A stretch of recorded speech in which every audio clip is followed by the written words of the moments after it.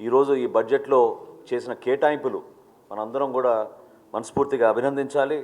ప్రజలకి ఉపయోగపడే విధంగా ఎప్పుడూ పేదవాడు ఆ కుటుంబాన్ని ఆదుకోవడానికి కోసం ప్రవేశపెట్టిన ఈ పెన్షన్ల పథకం ఎంత ఖర్చైనా సరే ప్రతి కుటుంబానికి అందించాలనే ఆలోచనతో తీసుకొచ్చిన కార్యక్రమాన్ని ఈ సూపర్ సిక్స్లో భాగంగా ఈ బడ్జెట్లో కూడా దాన్ని పూర్తి స్థాయిలో కేటాయింపులు జరిగినాయి. అదేవిధంగా దీపం 2 పథకం ప్రతి కుటుంబానికి సంవత్సరానికి 3 గ్యాస్ సిలిండర్లు ఉచితంగా ఇచ్చే కార్యక్రమం గత దీపావళిలో ప్రారంభించాం. అది రాష్ట్ర వ్యాప్తంగా ఈ రోజుకి దాదాపు 94 లక్షల లబ్ధిదారులకి అందించడం జరిగింది.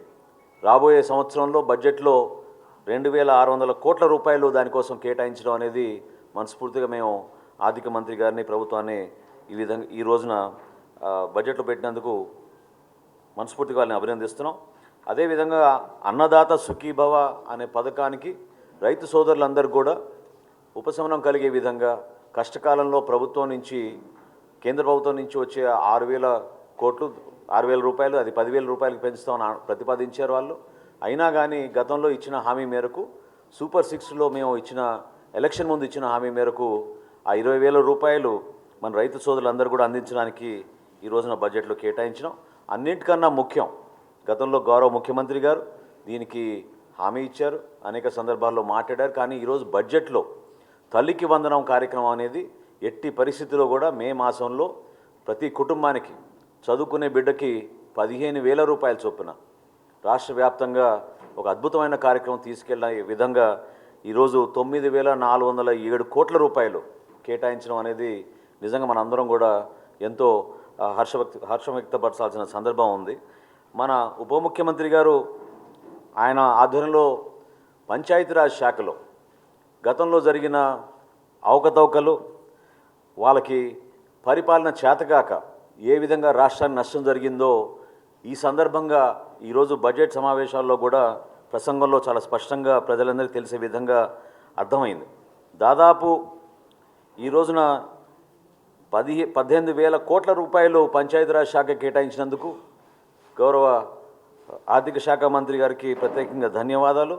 గతంలో కేంద్ర ప్రభుత్వం ఇచ్చిన 13,499 కోట్ల రూపాయలని వీళ్ళు సక్రమంగా వినియోగించుకోకపోవడం వలన రాష్ట్రానికి జరిగిన నష్టంతో కేవలం 2,255 కోట్ల రూపాయల ప్రతిపాదనలు పంచాయతీరాజ్ శాఖలో గత ప్రభుత్వం చేసిన నిర్వాహకం వల్ల ఎంత నష్టపోయామో ఈరోజు బడ్జెట్ ప్రసంగంలో ఆయన చాలా స్పష్టంగా చెప్పారు. ఏమైనప్పటికీ ఒక కొత్త ఆలోచనతో, కొత్త విధానంతో పవన్ కళ్యాణ్ గారు ఉప ముఖ్యమంత్రిగా, పంచాయతీరాజ్ శాఖ మంత్రిగా గతంలో ఎన్నడూ లేని విధంగా గ్రామాల్లో రోడ్ నెట్వర్క్ పెంచడానికి కోసం చేస్తున్న ప్రయత్నం మనందరం కూడా చూస్తూనే ఉన్నాం. సుమారు 4,300 కిలోమీటర్ల ప్రతిపాదనలు రోడ్ల రూపంలో ముందుకు తీసుకురాగా ఆల్రెడీ 3,000 కిలోమీటర్లు పూర్తయినాయి. 1,300 కిలోమీటర్లు మార్చి నెలాఖరు కల్లా పూర్తయ్యేటట్టు ఒక అద్భుతమైన ప్రణాళిక సిద్ధం చేసుకుని ప్రజల్లోకి తీసుకెళ్తున్నాం. దీంతో పాటు ఈరోజు క్యాబినెట్లో కూడా అదేవిధంగా ఈరోజు శాసనసభలో ప్రవేశపెట్టిన బడ్జెట్లో కూడా మీ అందరూ చూశారు. ప్రతి ఇంటికి సూపర్ సిక్స్లో నినాదం, ప్రతి ఇంటికి కూడా రక్షిత మంచినీటి పథకం అందించే విధంగా ఒక కార్యక్రమం చేపట్టబోతున్నాం. అది పంచాయతీరాజ్ శాఖ ద్వారా 95,44,000 కుటుంబాలకి ఆ నీటి సౌకర్యం అందే విధంగా తాగినీటి సరఫరా చేయడానికి కోసం దీనికోసం కూడా ప్రతిపాదించడం జరిగింది. ముఖ్యమంత్రి గారికి అదేవిధంగా ఉప ముఖ్యమంత్రి గారికి ప్రత్యేకంగా మనం ఈ సందర్భంగా ధన్యవాదాలు తెలుపుకోవాలి. ఎందుకంటే కేంద్రంలోని జలజీవన్ మిషన్ 2024కే వాళ్ళు దాన్ని ముగించాలనే ప్రయత్నం చేశారు, వాళ్ళకి ప్రతిపాదనలు సిద్ధం చేసుకున్నారు. కానీ వీళ్ళిద్దరి చొరవ వలన ఈరోజు భారతదేశంలో ఆ కార్యక్రమాన్ని మరొక 4 సంవత్సరాలు ఎక్స్టెండ్ చేసే విధంగా ఒక ప్రయత్నం చేసినప్పుడు కేంద్రం దాన్ని గుర్తించి ఈ రోజున మనకి రాష్ట్ర వ్యాప్తంగా కూడా ప్రతి ఇంటికి జలజీవన్ మిషన్ ద్వారా నీటి సరఫరా అందించడానికి చేస్తున్న కార్యక్రమాన్ని మనందరం కూడా మనస్ఫూర్తిగా అభినందించాలి. అదేవిధంగా ఈరోజు వ్యవసాయ శాఖ నుంచి గౌరవ మంత్రివర్యులు అచ్చెన్నాయుడు గారు ప్రవేశపెట్టిన వ్యవసాయ బడ్జెట్ని కూడా మనస్ఫూర్తిగా మేమందరం కూడా అభినందిస్తున్నాం. వ్యవసాయ రంగానికి ఉద్యాన శాఖలో 13,862 కోట్ల రూపాయలు కేటాయించి మన రాష్ట్రంలో అన్నదాతకి అన్ని విధాలుగా ఒక అండగా నిలబడడానికి, ఒక భరోసా ఇవ్వడానికి కోసం చేస్తున్న కార్యక్రమాన్ని మనందరం కూడా మనస్ఫూర్తిగా అభినందిస్తున్నాం.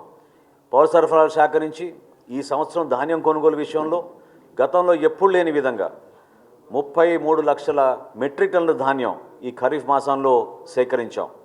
33 లక్షల మెట్రిక్ టన్నుల కోసం 5,40,000 మంది రైతుల దగ్గర నుంచి ధాన్యం కొనుగోలు చేసినప్పుడు కనీవినేరుగని రీతిలో 7,600 కోట్ల రూపాయలు వాళ్ళ ఖాతాల్లోకి 48 గంటల్లోనే మేము జమ చేశాం. అందులో 90% పైన 24 గంటల్లోనే ఆ నిధులు జమ చేయడం అనేది చాలా గొప్ప కార్యక్రమం రాష్ట్ర ప్రభుత్వం నుంచి చేపట్టాం.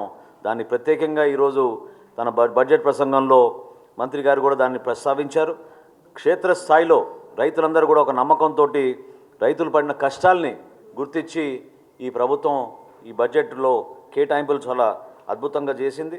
రాబోయే రోజుల్లో ఎక్కడ చూసినా కూడా రైతులు ఇబ్బంది పడకుండా ఉండడం కోసం వ్యవసాయ రంగంలో కానివ్వండి, జనవనరుల శాఖలో కానివ్వండి, గ్రామీణ ప్రాంతాల్లో కానివ్వండి అనుసంధానం చేసుకుంటూ ప్రతి కార్యక్రమాన్ని ప్రజల్లో తీసుకెళ్లాలనేది గౌరవ ముఖ్యమంత్రి గారి కోరికని ఈ రోజున గౌరవ ఉప ముఖ్యమంత్రి గారు కూడా పదే పదే ఆయన చేస్తున్న సమీక్షా సమావేశాల్లో దీని గురించి ప్రత్యేకంగా మాట్లాడి ముందు తీసుకొచ్చారు. అదేవిధంగా పవన్ కళ్యాణ్ గారు గతంలో పిఠాపురం నియోజకవర్గంలో ఎన్నికల ముందు ఆయన ఎన్నికల ప్రచారంలో సందర్భంగానే కాకుండా అంతకుముందు కూడా ఆ గ్రామాలని సందర్శించి పట్టు పరిశ్రమకు సంబంధించిన రైతులు ఎవరైతే కష్టాలు ఎదుర్కొంటున్నారో వాటిపైన అధ్యయనం చేయడానికి కోసం కాకినాడ జిల్లాలో చేబ్రోలు అనే గ్రామాన్ని సందర్శించారు. అక్కడ ఉన్న ఆ రైతులు వాళ్ళు పడుతున్న ఆవేదన, ప్రభుత్వం నుంచి రావాల్సిన సబ్సిడీ కానివ్వండి లేదా సపోర్ట్ సిస్టమ్ లేదనేది పదే పదే ఆయన దృష్టికి తీసుకొచ్చినప్పుడు ఖచ్చితంగా ప్రభుత్వం ఏర్పాటు చేసిన తర్వాత మీ అందరికీ ఆ భరోసా ఇచ్చే విధంగా మేము ఒక మంచి కార్యక్రమం తీసుకొస్తామని చెప్పారు. గౌరవ ఉప ముఖ్యమంత్రి గారి ప్రతిపాదనని ఈ రోజున లీఫ్ టు క్లాత్ అనే కార్యక్రమం దాన్ని ప్రత్యేకంగా ఈరోజు సంబోధించి ఈ బడ్జెట్లో ప్రతిపాదించడం అనేది మనస్ఫూర్తిగా నేను అచ్చెన్నాయుడు గారికి జనసేన పార్టీ తరఫున మేము ధన్యవాదాలు తెలుపుకుంటున్నాం. ఎందుకంటే పిఠాపురం నియోజకవర్గంలో ఉన్న చేబ్రోలు గ్రామంలో ఈ పట్టు పరిశ్రమ గురించి ఎక్కువ మంది రైతులు అక్కడ దానిపైన ఆధారపడి ఉన్నారు. ఆ ప్రాంతానికి మరింత చక్కటి అవకాశాలు కల్పించే విధంగా తీసుకొచ్చిన ఈ ప్రతిపాదనని మనస్ఫూర్తిగా మేము అందరం కూడా అభినందిస్తున్నాం.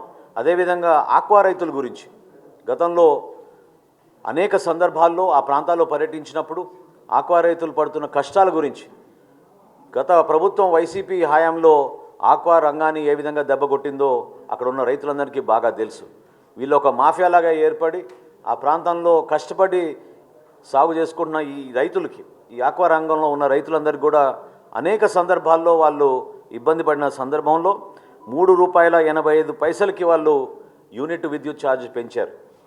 దానికి అప్పుడే గతంలో గౌరవ ముఖ్యమంత్రి గారు చంద్రబాబు నాయుడు గారు అదేవిధంగా ఉప ముఖ్యమంత్రి గారు పవన్ కళ్యాణ్ గారు మాట ఇచ్చారు, తప్పకుండా ఈ రైతుల్ని ఆదుకునే బాధ్యత మేము తీసుకుంటాం, దానికి ఒక ఉపశమనం కలిగే విధంగా ఈ రోజున బడ్జెట్ ప్రసంగంలో కేవలం ₹50 యూనిట్ ప్రతిపాదిస్తూ ఆక్వా రంగాన్ని కూడా కాపాడే విధంగా మనకి ఆంధ్రప్రదేశ్ నుంచి ఎక్కువగా మనకి ఎక్స్పోర్ట్ జరిగేది ఆక్వా రంగం నుంచే.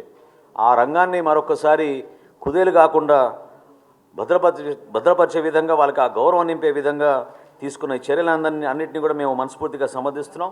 రాబోయే రోజుల్లో రాష్ట్రానికి ఖచ్చితంగా ఒక మంచి ప్రభుత్వం ద్వారా, ఒక మంచి నాయకత్వం ద్వారా ప్రజలందరూ కూడా ఒక నమ్మకంతో, విశ్వాసంతో మేము చేస్తున్న ఈ కార్యక్రమాల్ని ఆస్వాదించే విధంగా అది మౌలిక సదుపాయాల కల్పనలో కానివ్వండి, అభివృద్ధి కార్యక్రమాల్లో కానివ్వండి లేదా సంక్షేమ కార్యక్రమాల్లో కానివ్వండి అన్నిటినీ కూడా ప్రజలకి అంకిత భావంతో పనిచేసే విధంగా ఈ బడ్జెట్ని ఈ రోజున ప్రవేశపెట్టడం జరిగింది. దానికి మనస్ఫూర్తిగా గౌరవ ఉప ముఖ్యమంత్రి గారు పవన్ కళ్యాణ్ గారి తరఫున, జనసేన పార్టీ తరఫున మీ అందరం కూడా ఈ బడ్జెట్ని స్వాగతిస్తూ ఈ ప్రభుత్వానికి మరింత బలం నింపే విధంగా క్షేత్రస్థాయిలో చేసే ప్రతి కార్యక్రమాన్ని ప్రత్యేకంగా ఈరోజు తెలుగు భాష గురించి కూడా ప్రస్తావించినందుకు దానికి కేటాయించిన నిధులు, రాబోయే రోజుల్లో పర్యాటక రంగానికి ఒక ఇండస్ట్రియల్ పాలసీ రూపొందించినందుకు మరొకసారి గౌరవ ముఖ్యమంత్రి గారికి ప్రత్యేకంగా ధన్యవాదాలు తెలుపుకుంటూ జనసేన పార్టీ నుంచి ఎప్పుడు కూడా మేము ఒక కోఆపరేటివ్ మూడ్లో అదేవిధంగా సహకరించడమే కాకుండా ప్రభుత్వం చేసే ప్రతి కార్యక్రమాన్ని మేము క్షేత్రస్థాయిలో బలపరిచే విధంగా ప్రజలకి అందుబాటులో తీసుకెళ్లే విధంగా కష్టపడి పనిచేస్తామనే సందర్భంగా తెలుపుకుంటున్నాం. Thank you.